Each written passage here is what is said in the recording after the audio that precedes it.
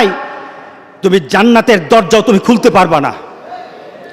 তুমি এখনো বেনামাজি, এখনো সকালবেলা তুমি ঘুমাও, এখনো তুমি আল্লাহকে ভুলে আছো, এখনো তোমার কাছে তওবার কথা তোমার চিন্তাতে আসে নাই।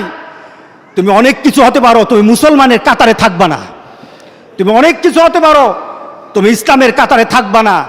সুতরাং আমার রাসূলের কথা হলো, তওবা তো তখন পর্যন্ত, আমার আল্লাহ বলেছেন ইন্নামাত তাওবাতু লিল্লাযিনা লাইসাতিত তাওবাতু লিল্লাযিনা ইয়ামালুনা সাইয়্যাত। একটা মানুষ পাপ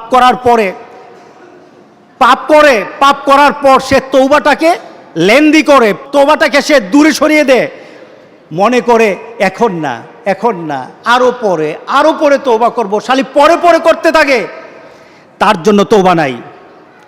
হাত্তা ইদা হাদরা আহাদাহুমুল মাউত, যখন মৃত্যুর দুয়ারে চলে যায়, যখন সে কোয়ারেন্টাইনে চলে যায়, যখন সে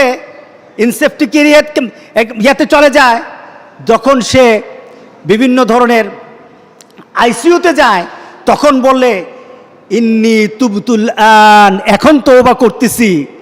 আল্লাহ বলেন এটা আমার কাছে তওবা না।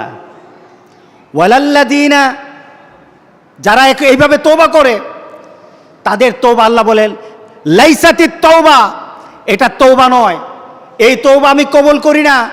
রাসূল সাল্লাল্লাহু আলাইহি সাল্লাম বলেছেন মা লাম ইয়াতাগারগির, যখন গড়গড় আরম্ভ হয়ে যাবে তখন আর তওবা কারো কবুল করা হবে না।